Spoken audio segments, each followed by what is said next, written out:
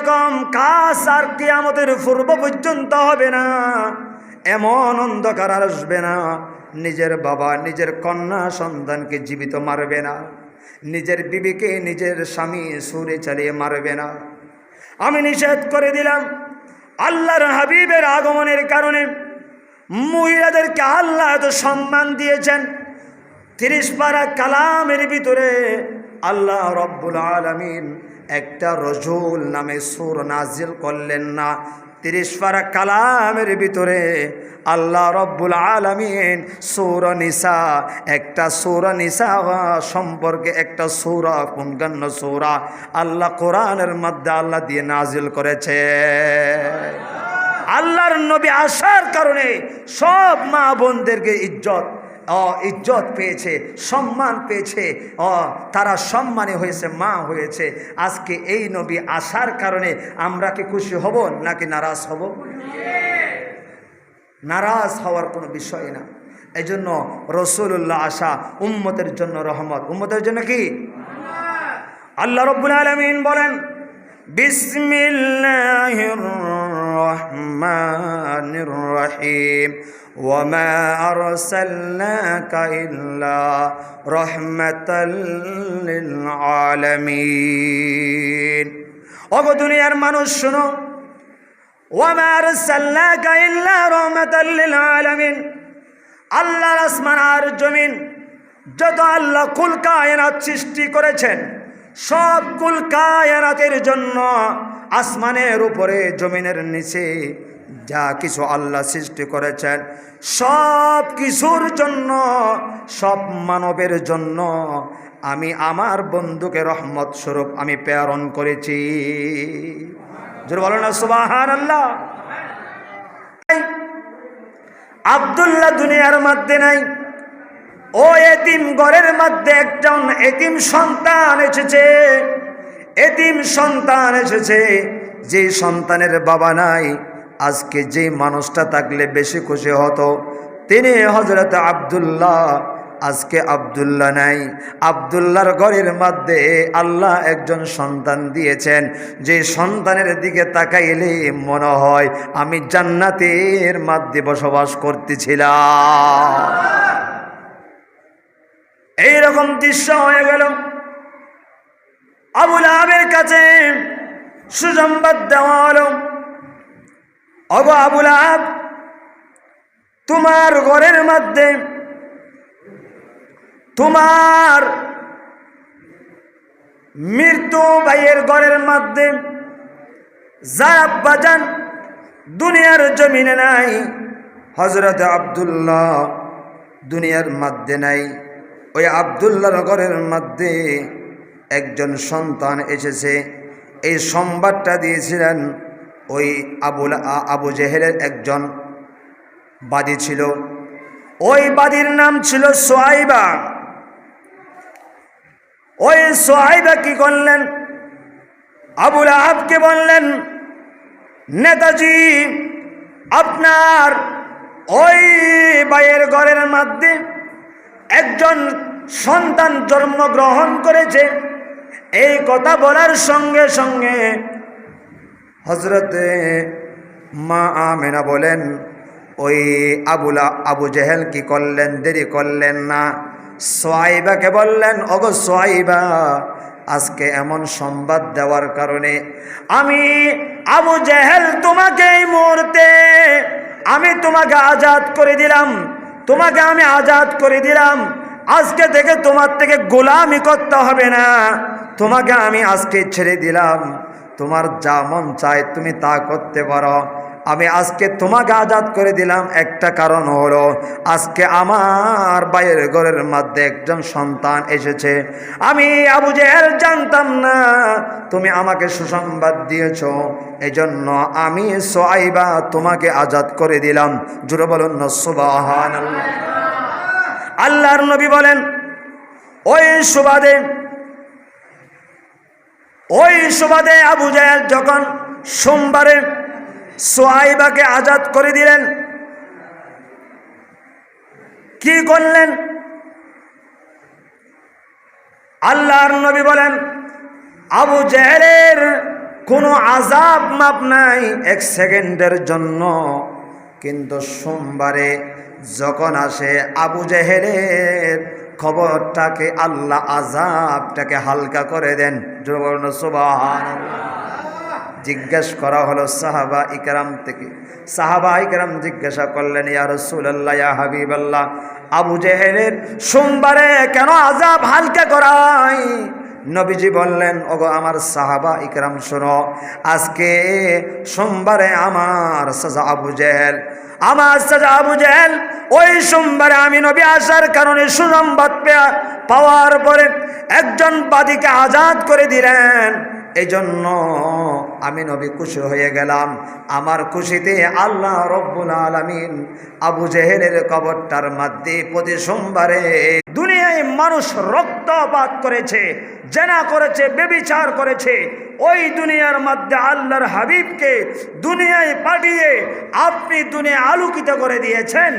না জানি দুনিয়ায় কত আলোকিত হয়ে যায়। জোরে বলুন সুবহানাল্লাহ। বুঝতে পেরেছেন? এই জন্য এখানে কোনো দ্বিমত করা যাবে না। রাসূলুল্লাহ আমাদের মাথায় যেটা আসে রাসূলুল্লাহ সাল্লাল্লাহু আলাইহি ওয়াসাল্লামের আসার ঘটনা উল্লেখ করেছেন আল বেদায়া ওয়ান নেহায়ার ৩য় খণ্ডের মধ্যে সম্পূর্ণ রাসূলুল্লাহর আসার ঘটনা ওই গ্রন্থের মধ্যে রয়েছে। যে গ্রন্থটা, যে কিতাবটা সবচেয়ে বেশি কওমি মাদ্রাসায় পড়া হয়, যে গ্রন্থটা সবচেয়ে বেশি আলিয়া মাদ্রাসায় পড়া হয়, যে গ্রন্থটা এমন কোনো প্রতিষ্ঠান নাই, এমন কোনো আলেম নাই পড়ে নাই, ওই গ্রন্থের ভিতরে আল বেদায়া ওয়ান নেহায়ার ৩য় খণ্ডের মধ্যে রাসূলুল্লাহ এসেছেন, কিভাবে আসলো, কি হলো দুনিয়ায়, সব ঘটনা আল্লাহ ওই কিতাবের মধ্যে উল্লেখ রয়েছে। জোরে বলুন সুবহানাল্লাহ। তাহলে রাসূলুল্লাহ আসা আমাদের জন্য খুশির সংবাদ নাকি দুঃখের সংবাদ? তাহলে রাসূলুল্লাহ এসেছেন, আমরা খুশি না হয়ে কে খুশি হবে? আমরা খুশি হব না কেন? রাসূলুল্লাহ এসেছেন, আমরা খুশি না হয়ে, খুশি যদি মানুষ যদি খুশি না হয় পৃথিবীর মধ্যে আর কে খুশি হতে পারে? যেই খুশি শুধু মানুষ না, রাসূলুল্লাহ দুনিয়ায় এসেছেন, খুশি হয়েছেন আল্লাহর আসমানের লক্ষ লক্ষ ফেরেশতারা, আল্লাহর জমিনের যত ফেরেশতা আল্লাহ দুনিয়ায় পাঠান, সমস্ত ফেরেশতারা আল্লাহর আসমানের সমস্ত দরজাগুলা সেই দিন উন্মুক্ত করা হলো, জান্নাতের দরজা সবগুলো উন্মুক্ত করা হলো রাসূলুল্লাহ যেদিন দুনিয়ায় এসেছেন। জোরে বলুন সুবহানাল্লাহ। আমরা খুশি, মুশরিক হবেন না। রাসূলুল্লাহ এসেছেন, আমি খুশি হয়েছি। তাহলে কি হয়েছে? রাসূলুল্লাহকে আল্লাহ এমন জায়গায় পাঠিয়েছেন যে সময়ের মধ্যে দুনিয়া অন্ধকার হয়েছিল। নিজের কন্যাকে জীবিত কবর দিত, নিজের বিবিকে বন্ধু বান্ধব নিয়ে ছুরি চালিয়ে নিজের বিবিকে হত্যা করত। যে সময়ের মধ্যে মা সন্তান জেনা করত, যে সময়ের মধ্যে দুনিয়ার মধ্যে ব্যভিচার হয়েছিল, ওই সময়ের মধ্যে রাসূলুল্লাহকে দুনিয়ায় পাঠিয়ে আল্লাহ সমস্ত অন্ধকারকে আল্লাহ মাটির নিচে আল্লাহ দাফন করে দিলেন। জোরে বলুন সুবহানাল্লাহ। রাসূলুল্লাহ যখন নবুয়ত প্রাপ্ত হলেন, একদিন মদিনা শরীফ বসা ছিলেন, তখন একজন সাহাবী এসে বললেন, কাঁদতেছিলেন আর বলছিলেন, ইয়া রাসূলুল্লাহ, ইয়া হাবিবাল্লাহ, আজকে আপনাকে একটি কথা শোনাইতে চাই, যেই কথাটা আমার অনেক মনকে নাড়া দেয়। রাসূলুল্লাহ বলেন, তুমি বলো, তুমি কি যে তোমার মনকে নাড়া দেয়, তুমি একবার বলো তোমার কি অবস্থা, আমি শুনতে চাই। রাসূলুল্লাহ বলেন, রাসূলুল্লাহর কাছে সাহাবী বলেন, ইয়া রাসূলুল্লাহি, ইয়া হাবিবাল্লাহ, আপনি আসার আগে এই দুনিয়ার মধ্যে অনেক অবস্থা খারাপ ছিল, আমি আপনাকে শোনাইতে চাই। আমি যখন বিবাহ করেছিলাম, বিবাহ করার পরে আমি 3 মাস পরে আমি সিরিয়ায় চলে যাই টাকা ইনকাম করার জন্য। যখন চলে গেলাম, চলে যাওয়ার পরে আমার বিবির গর্ভের মধ্যে একজন সন্তান এসেছে, আল্লাহ দান করেছেন। তারপরে আমি দেখতে পেলাম ওই সন্তান যখন দুনিয়ায় এসেছে, আমার বিবি আমার জন্য চিঠি লিখেছিল, চিঠির মধ্যে লিখেছিল একজন পুত্র সন্তান হয়েছে। আমি অনেক খুশি হয়েছিলাম। আমি 4-5 বছর পরে আমি দেশে ফিরলাম। দেশে ফেরার পরে আমি দেখতে পেলাম আমার বাড়ির মধ্যে একটা ছোট্ট মেয়ে, 3-4 বছরের একটা ছোট্ট মেয়ে আমার বাড়ির একোনায় দুধতে থাকে। আমার থেকে অনেক সুন্দর লাগে। আমি বিবিকে জিজ্ঞাসা করলাম, ওগো বিবি গো, এই কন্যা সন্তানটা কার? বিবি বললেন, ওগো আমার স্বামী, এই সন্তান, এই কন্যা সন্তানটা আমি আপনাকে মিথ্যে কথা বলেছিলাম, যার কারণে আমার ঘরের মধ্যে পুত্র সন্তান হয় নাই, একজন কন্যা সন্তান জন্মগ্রহণ করেছেন। জোরে বলেন সুবহানাল্লাহ। যখন কি হয়েছে রসুল্লাহ বলেন, কি হয়েছে বলো? রসুল্লাহকে বলেন, সাহাবী বলেন, ইয়া রসুলাল্লাহি, আমি দেখতেছিলাম বাহির হলে মানুষ আমাকে ঠাট্টা করে, আমার সাথে মস্করা করে, আমাকে গালি দেয়, আমার সাথে অন্যায় আচরণ করে। আমি কি করলাম, আমার কন্যা সন্তানকে আমি ওনার নানার বাড়িতে বেড়াতে যাব বলে ওনার মাকে সাজগোজ করে দিতে বললাম। আমার মেয়েকে সাজগোজ করে দিল। আমার মেয়ের জন্য আমি রশি নিলাম, ছুরি নিলাম, আমি কোদাল নিলাম, কোরাল নিলাম। যখন সব কিছু নিয়ে মেয়েকে হাত ধরে যখন চলে গেলাম, অনেক গভীর একটা মরুভূমি জায়গার মধ্যে গিয়ে আমি বসলাম। মেয়েকে বললাম, তুমি বসো, আমি একটি কাজ করি। আমি যখন আমার মেয়ের জন্য একটা গর্ত খনন করছিলাম, আমার মেয়ে আমাকে বলছিল, বাবা আপনি কি জন্য এই গর্ত খনন করছেন? আমার দাড়ির মধ্যে মাটি পড়ছিল। মেয়েটা এসে বারবার আমার দাড়িগুলো সাফ করছিল। আর মেয়ে বলছিল, বাবা আপনি আপনার থেকে কষ্ট করতে হবে না, আমি এই কষ্টটা আমি করি, আমি কোরাল দিয়ে আমি গর্ত করে আপনি বসেন। বাবা আমাকে করতে দিল, আমার মেয়েকে আমি করতে দিলাম না। গর্ত যখন করা শেষ হলো, এবার আমার মেয়েকে আমি প্রচণ্ড, বাবা আমি আর কিছু বিলম্ব না করে মেয়েটাকে গর্তের মধ্যে আমি ফুটিয়ে দিলাম। আর মেয়ে চিৎকার মেরে বললেন, বাবা আপনি আমাকে মেরেন না, আমি আপনাকে বাবা হিসেবে আমি পরিচয় দিব না, যার কারণে আপনি আমাকে হত্যা করেন না। আমি আপনার বাড়ির মধ্যে যাব না, আমাকে মারবেন না আপনি, আমি আপনাকে বাবা ডাকবো না, আমি সমাজের মধ্যে যাব না, আমি এখানে আমাকে বাঁচতে দেন। এইরকম আমার মেয়েটা বারবার বলছিল। আমি পাষাণের মতন করে একটা বড় পাথর নিলাম। ওই পাথরটা যখন ওই মেয়েটার গালের মধ্যে, শরীরের উপর যখন এমনভাবে ঝুরে মারলাম, আমার মেয়ের মাথা থেকে পিঙ্কি দিয়ে উঠলো রক্ত যখন পিঙ্কি দিয়ে উঠলো, সঙ্গে সঙ্গে মেয়েটা আবার চিৎকার মেরে বললেন, বাবা আপনি আমাকে এই রকম করে কেন আমাকে হত্যা করছেন? বাবা এই মুহূর্ত আমি আপনাকে বলছি, যা হয়েছে সব হয়ে গেছে, আপনি আমাকে মাটি চাপিয়ে দিয়েন না, আমি আপনাকে বাবা হিসেবে ডাকবো না, আমি আপনাকে বাবা হিসেবে ডাকবো না, আপনার বাড়িতে আমি যাব না, আপনি আমাকে মেরে কষ্ট দিয়েন না, বাবা আপনি আমাকে এই মুহূর্তে ছেড়ে দেন। ইয়া রাসূলুল্লাহি, ইয়া হাবিবাল্লাহ, আমি তারপরও আমার মেয়েকে আমি জোর করে মাটি চাপিয়ে দিয়ে দাফন করেছিলাম। এই কথাটা, আমার মেয়ের কথাটা আমার মনে এখনো নাড়া দেয়। জোরে বলুন না নাউযুবিল্লাহ। রাসূলুল্লাহ সহ্য করতে পারলেন না, 2 চোখের পানি ঝরে দিয়ে দাড়ি মোবারক জোরে জোরে পানি পড়ছিল। রাসূলুল্লাহ বলেন, এই এমন সময়ের মধ্যে মানুষ এইরকম হাইনার মতো হয়েছিল, মানুষকে এরকম ছিল যে মানুষ নিজের কন্যা সন্তানকে এমনভাবে নিজে দাফন করতে পারে। কিভাবে পারলো মানুষ? রাসূলুল্লাহ আশ্চর্য হয়ে বললেন,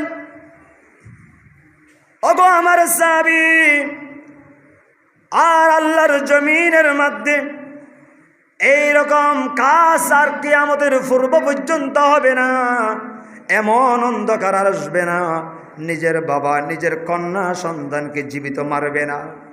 জোরে বলো না সুবহানাল্লাহ। ফয়সালা হয়ে গেল। অনেক লম্বা ইতিহাস রয়েছে। রাসূলুল্লাহ সাল্লাল্লাহু আলাইহি ওয়াসাল্লাম যখন দুনিয়ায় আগমন করছিলেন, তখনই আল্লাহ রব্বুল আলামিন আসমানকে সাজাইলেন, দুনিয়াকে সাজাইলেন। দুনিয়ার মধ্যে নাফাক ছড়িয়ে পড়েছে, শিরিক বেদাত ছড়িয়ে পড়েছে। যখন মূর্তি চলেছে, মূর্তিকে মানুষ সিজদা করতেছে, তখন রাসূলুল্লাহ যখন দুনিয়ায় আগমন করেছেন, আল্লাহর হাবিব যখন দুনিয়ায় প্রবেশ করেছেন, ওই এহানে কাবার ভিতরে ছিল মূর্তি। কি ছিল? কথা বলুন, কি ছিল? মূর্তি, প্রতিমারি। হিন্দু বলে জিনেকে পূজা করে, আবার ইতারে জ্ঞাগরিদ্ন জিন ইতিহাসের মধ্যে সাক্ষী এখনো রয়েছে। যখন রাসূলুল্লাহ আগমন করেছেন তখনই ওই খানে কাবার ভিতরে কি ছিল? মূর্তি ছিল। রাসূল যখন দুনিয়ায় আগমন করেছেন একটা ভূমিকম্প হলো। কি হলো? কথা বলুন না, কি হলো? ভূমিকম্পের মতন হলো। ভূমিকম্প চলছিল। আল্লাহর হাবিব যখন দুনিয়ায় আবির্ভাব হলেন, জ্যোতিষীরা যারা জ্যোতিষ ছিল, যারা গণক ছিল, তারা আত্মাহরা হয়ে গেলেন, তারা আশ্চর্য হয়ে গেলেন। তারা বুঝতে পারলেন আমরা যা পড়েছি আমরা পেয়েছি। এই মুহূর্তে আল্লাহর জগতের মধ্যে আল্লাহর শ্রেষ্ঠ মহা একজন নবী, শ্রেষ্ঠ নবীকে আল্লাহ আখিরি জামানার পয়গম্বরকে আল্লাহ এই মুহূর্তে দুনিয়ার মধ্যে আল্লাহ পাঠিয়ে দিয়েছে। আর শুধু তাই না, ওই হানে কাবার ভিতরে ছিল মূর্তি। কি ছিল? মূর্তি। ওই মূর্তিগুলা আর দাঁড়িয়ে থাকতে পারলেন না। ওই ভূমিকম্পের কারণে ওই হানে কাবার ভিতরে যত মূর্তি ছিল সব মূর্তি ভেঙে চুরমার হয়ে গেল। একটাও মূর্তি নাই, সব ভেঙে গেল। শুধু তাই না, আল্লাহর নবীজি বলেন আম্মা জান আমেনা রাদিয়াল্লাহু তাআলা আনহার কাছে সংবাদ আসলো ওই দিন হানে কাবা দুনিয়ার কোনো মানুষের দিকে ঝুঁকায় না। আল্লাহর হাবিব যেদিন দুনিয়ায় আগমন করেছেন হানে কাবা ডাইরেক্ট আল্লাহর নবী যেখানে এসেছেন করো সুগন্ধি ব্যবহার করো। মা আমেনা বললেন ও আমার শ্বশুর আব্বা, ওয়াল্লাহি রব্বুল কাবা, আমি বলতে পারি কথা, আমি আল্লাহর কসম দুনিয়ার কোনো আতর ব্যবহার করি না, আমি সুঘ্রাণ ব্যবহার করি না। যেদিন থেকে আপনার সন্তান আব্দুল্লাহর সাথে আমি আমেনার সাথে যেদিন বিবাহ হলো ওই দিন থেকে আমি আমেনার শরীর থেকে এক ধরনের মেশক আম্বরের খুশবু বের হয়, যেটা দুনিয়ার কোনো সুঘ্রাণ হতে পারে না। আমি ডাইরেক্ট বুঝতে পারলাম আমার মাধ্যমে আল্লাহ রব্বুল আলামিন আল্লাহর জমিনের শ্রেষ্ঠ একজন নবী দুনিয়ার মধ্যে পাঠাবেন। ওই নবীর কারণে আমি আমেনার শরীর থেকে সুঘ্রাণ বের হয়। রাসূলুল্লাহর আসার অনেক ঘটনা রয়েছে। আসমানকে সাজালেন, জমিনকে সাজালেন। তখন রাসূলুল্লাহ যখন দুনিয়ায় আসতেছিলেন দুনিয়ার অবস্থা অনেক খারাপ ছিল। কি ছিল? কথা বলো না, কি ছিল? খারাপ ছিল। দুনিয়ার অবস্থা অত্যন্ত কঠিন ছিল। যেই দুনিয়ায় এমন অন্ধকার হয়েছিল, যে অন্ধকার মানুষ হায়নার মতন হয়ে গেছে, জানোয়ারের মতন হয়ে গেছে। এমন সময়ের মধ্যে আল্লাহ রব্বুল আলামিন আল্লাহর হাবিবকে দুনিয়ায় পাঠিয়ে দুনিয়াটাকে আবার আলোকিত করে দিয়েছেন। জোর বলো না সুবহানাল্লাহ। তাহলে কি বোঝায়? রাসূলুল্লাহ যখন দুনিয়ায় আগমন করেছেন, আসার পরে দুনিয়ায় দেখতেন যখন রাসূলুল্লাহ যেদিন আগমন করেছেন সোমবার সকালবেলা সবে সাদেকের সময়ের মধ্যে রাসূলুল্লাহ আগমন করেছেন। দিন আর রাত ঝগড়া বেসে গেল। আল্লাহকে প্রশ্ন করে, ওগো আল্লাহ, এখন আমি দিন বলে আপনার কাছে জানতে চাই, কেন আল্লাহর হাবিবকে আমাকে রাত্রে কেন দুনিয়ায় আনেন নাই? দিন বলে, ওগো আল্লাহ, দিনের মাঝখানে কেন আল্লাহর হাবিবকে দুনিয়ায় আনেন নাই? তখন আল্লাহ ফাইসলা করে দিলেন, ওগো দিন, ওগো রাত, আমি বলতে চাই তোমাদের দুইজনকে আমার হাবিবের উসিলায় আমি তোমাদেরকে দামি বানিয়ে দিলাম। জোরে বলুন না সুবহানাল্লাহ। রাত বলবে রাতের শেষে অংশে, শেষ মুহূর্তে আল্লাহর হাবিব দুনিয়ায় আগমন করেছে। আর দিন বলবে দিনের প্রথম শুরুতে আল্লাহর হাবিব দুনিয়ায় আগমন করেছেন। জোরে বলো না সুবহানাল্লাহ। ফয়সালা হয়ে গেল। অনেক লম্বা ইতিহাস রয়েছে। রাসূলুল্লাহ সাল্লাল্লাহু আলাইহি ওয়াসাল্লাম হযরতে মা আমেনা রাদিয়াল্লাহু তাআলা আনহার গোত্রে যখন চলে গেলেন, আমি গত জমায় এই কথাটা বলেছিলাম, রাসূলুল্লাহর আম্মা জানের দিন দিন সুঘ্রাণ পাচ্ছিল। যখন মা আমেনা বাহিরে হন, ওই মক্কার মানুষেরা রসুলের দাদাজানকে আব্দুল মুত্তালিবকে বিচার দে। মা আমেনাকে বলেন, আব্দুল মুত্তালিব, তোমার সন্তান আব্দুল্লাহর বিবি আমেনা যখন ঘর থেকে বের হয়, আমরা দেখছি এক ধরনের সুগন্ধি ব্যবহার করে বের হয়, না হলে এই রকম সুগন্ধি মক্কার জমিনে কোনো সুগন্ধি নাই। এই সুগন্ধি কেন ব্যবহার করে? মহিলারা সুগন্ধি ব্যবহার করা কি হারাম? হারাম। মহিলারা সুগন্ধি ব্যবহার করা কি হারাম। মহিলারা, কোনো মহিলা একটি মাসলা খেয়াল করবেন, মা বোনদেরকে বলছি, যেই মহিলা ঘর থেকে সুগন্ধি বের হয়, একটা ফরফুরুষে ওই সুগন্ধি নাগে শুকরান নেয়, যার কারণে শুকরান নেওয়ার কারণে জেনার গুনাহ ওই মহিলার কাঁধের মধ্যে লিপিবদ্ধ হয়ে যায়। উচ্চ সুরে বলুন না নাউজুবিল্লাহ। এই জন্য রাসূলুল্লাহ বলেন, কোনো মহিলা সুগন্ধি ব্যবহার করতে পারবে না। একমাত্র ব্যবহার করা যাবে স্বামীর জন্য। স্বামী যেখানে থাকে, স্বামীকে খুশি করবার জন্য, স্বামীকে রাজি করার জন্য, স্বামীর স্থানে তুমি গেলে তখন তুমি সুগন্ধি ব্যবহার করে তোমার স্বামীর পাশে তুমি যেতে পারবা, আর অন্য কোনো পুরুষের কাছে তুমি যেতে পারবে না। জোরে বলেন না সুবহানাল্লাহ। এখন মা আমিনাকে এসে বললেন, ওগো মা, যে রাসূল পাক সাল্লাল্লাহু আলাইহি ওয়াসাল্লাম যখন নূর মুবারক বাবা আব্দুল্লাহর মধ্যে ছিল, তখনই বাবা আব্দুল্লাহ রসুলের দাদাজান হযরত খাজা আব্দুল মুত্তালিবের সাথে একটি জায়গায় যাচ্ছিলেন সিরিয়ার উদ্দেশ্যে। প্রতিমধ্যে তখনকার যুগে কতগুলা ছিল জ্যোতিষী, যারা গণক, তার ভিতরে একজন মহিলা ছিল, যেই মহিলাটার নাম ছিল ফাতেমা। উচ্চ সুরে বলো না সুবহানাল্লাহ। ওই ফাতেমা যখন আল্লাহর নবীজির আব্বাজান আব্দুল্লাহকে দেখলেন, ডেকে বললেন, ওগো আব্দুল্লাহ, তুমি এদিকে আসো। তুমি চাইলে আজকে এই মুহূর্তে তুমি আমার সাথে তুমি দিন যাপন করতে পারো, আমাকে শাদী করতে পারো। তখন আমার রসুলের আব্বাজান খাজা আব্দুল্লাহ বলেন, ওগো মহিলা, আমি তোমাকে চিনি না। আমার আব্বাজান খাজা আব্দুল মুত্তালিবের অনুমতি ছাড়া আমি আব্দুল্লাহ কিছু করার নাই। আমার আব্বাজান হযরতে আব্দুল মুত্তালিব যেটা বলবে সেটা আব্দুল্লাহ থেকে মেনে নিতে হবে। জোরে বলো না সুবহানাল্লাহ। তখন রাসূলুল্লাহ সাল্লাল্লাহু আলাইহি ওয়াসাল্লামের আব্বাজান হযরত আব্দুল্লাহ কি করলেন?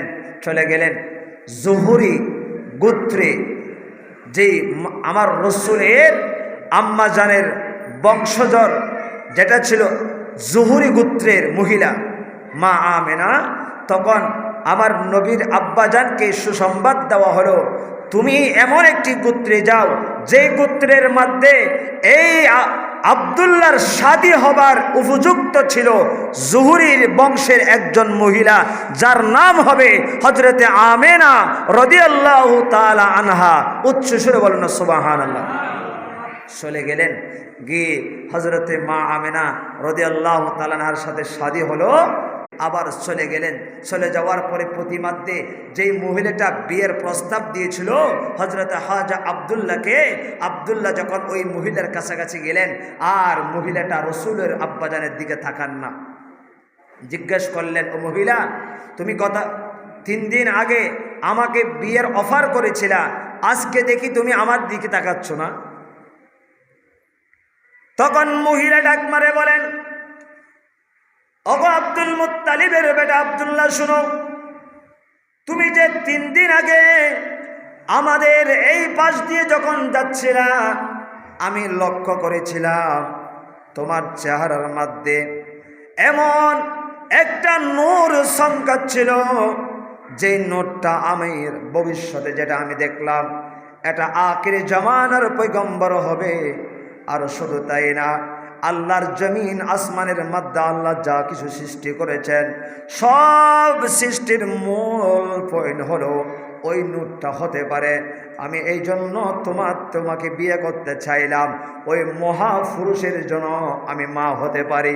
উচ্চ সুরে বলুন না সুবহানাল্লাহ। এখন আমার দিকে তাকাচ্ছ না কেন? আব্দুল্লাহকে যখন এই প্রশ্ন করা হলো, খাজা আব্দুল্লাহ বলেন, ওই মহিলাটা বলেন, আমি এই জন্য তোমার দিকে তাকাচ্ছি না, যেই তোমার থেকে নূর ছিল ওই নূরটা তোমার থেকে আর নাই। এটা জোহরি গোত্রের হযরতে আমেনা রাদিয়াল্লাহু তাআলা আনহার ভিতরে চলে গিয়েছে। ওই নূরটা তোমার ভিতরে নাই, তোমার থেকে আল্লাহ রব্বুল আলামিন ওই নূরটা ট্রান্সফার করে নিয়েছেন। উচ্চ সুরে বলুন সুবহানাল্লাহ।